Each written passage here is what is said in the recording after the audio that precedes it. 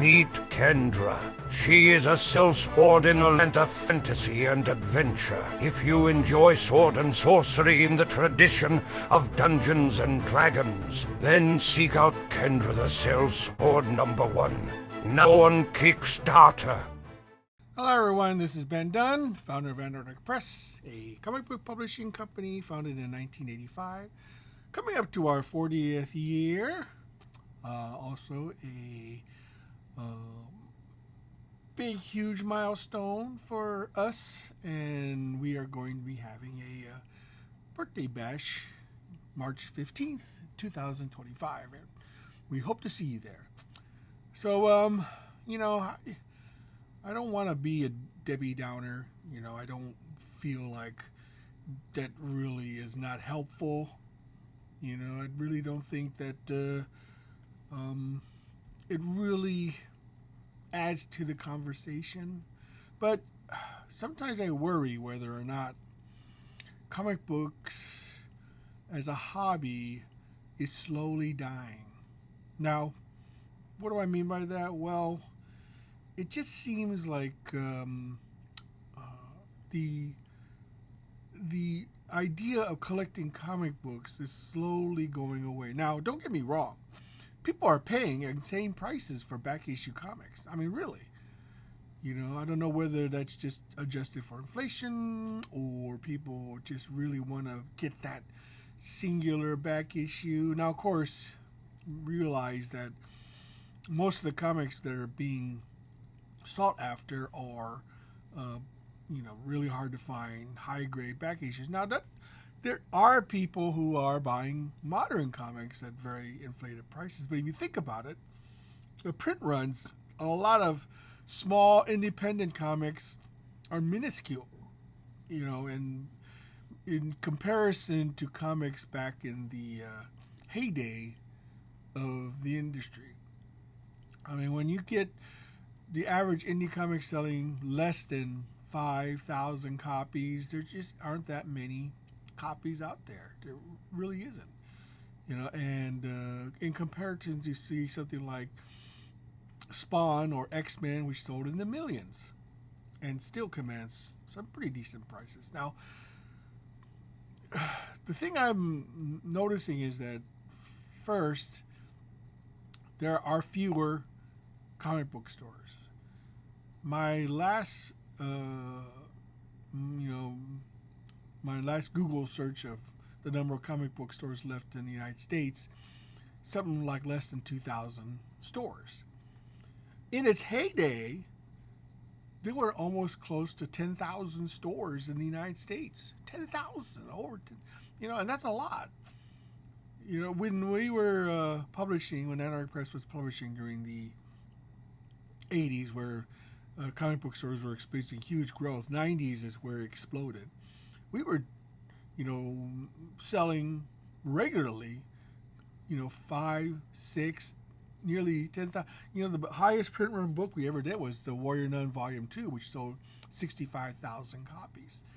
And that was a lot for us, but nothing in the grand scheme of things when Marvel was regularly selling 200, 300,000 copies without any thought, Sometimes it would sell millions of copies. I mean, it's just, the industry was just so much better and healthier back then.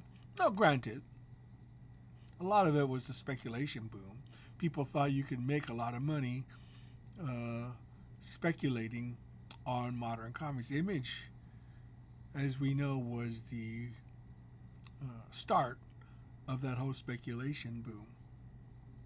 And unfortunately, it could not sustain itself, and we experienced a crash.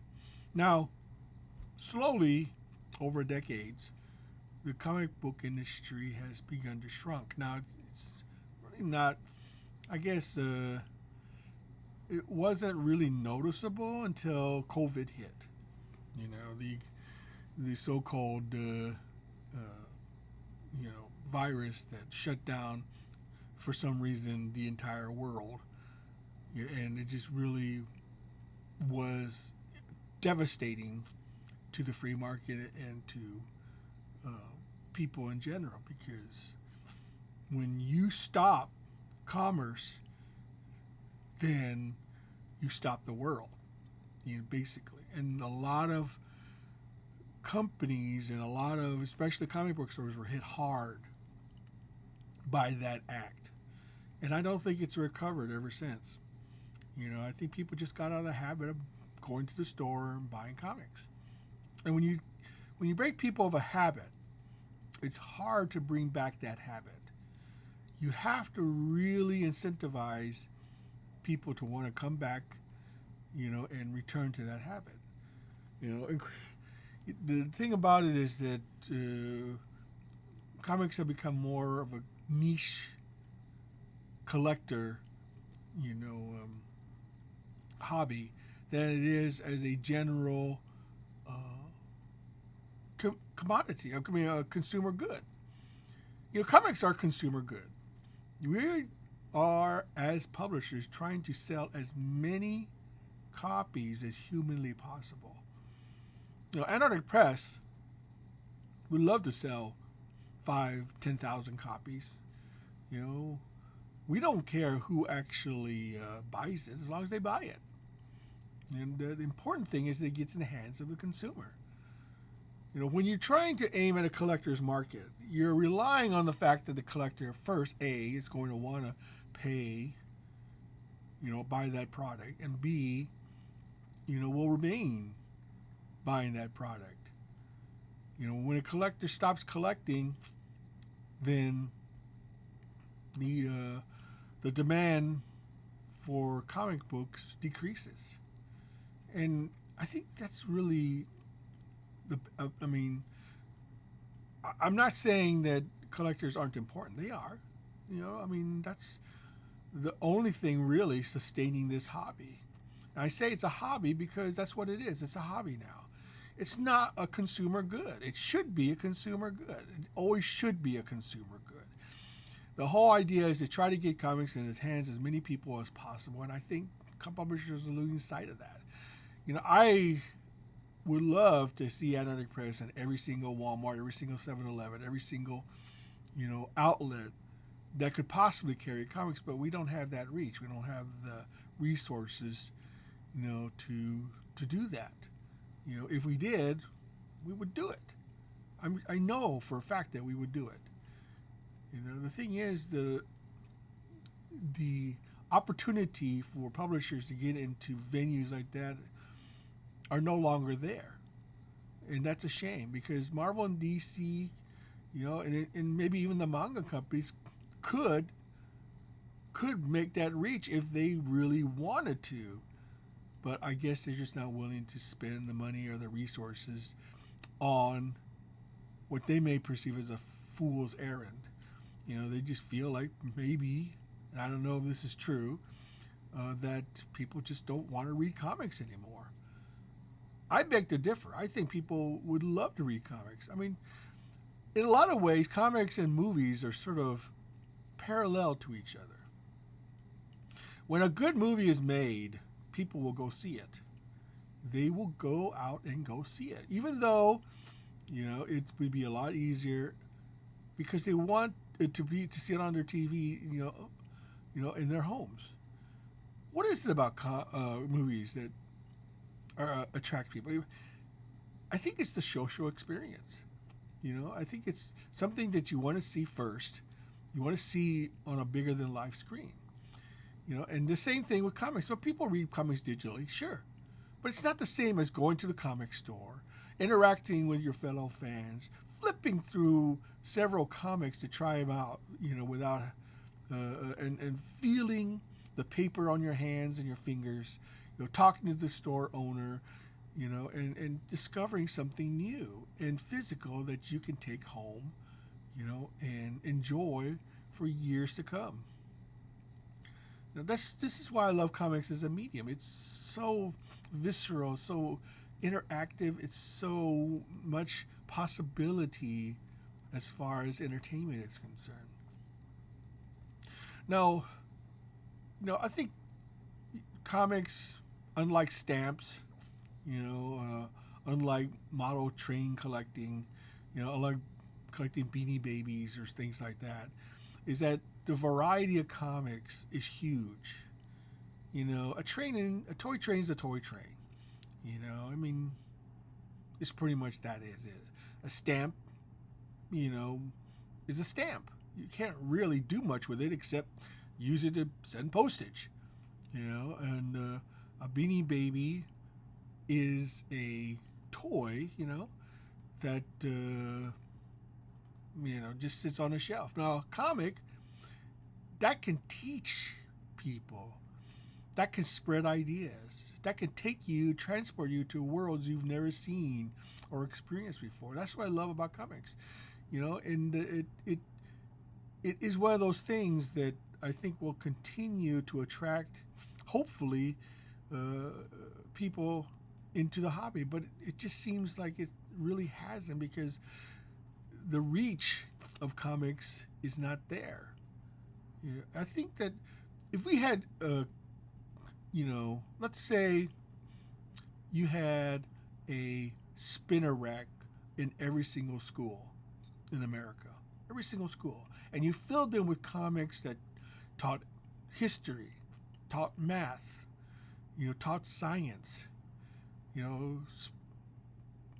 all sorts of things. And we're also entertaining.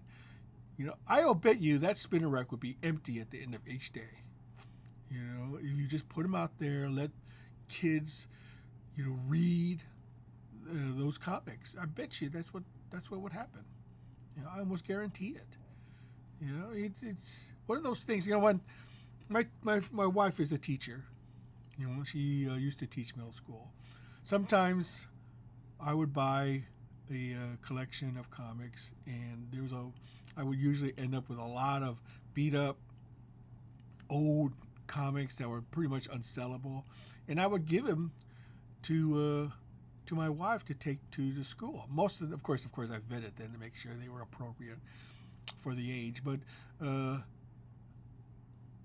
she would put them out for the kids to take home, and by the end of the day, they were all gone. 300 books, a whole long box of comics, maybe 2 or 3 books, and they were always all gone by the end of the day. Kids love comics. They do. They love to read them. It's just that we cannot, for some reason, find a way to access that audience again. Should comics just be for kids? Well, no. Comics, I love comics being aimed for the older audience. And a lot of our comics are aimed at an older audience. But the thing is, in order to create a habit, you have to start, very young.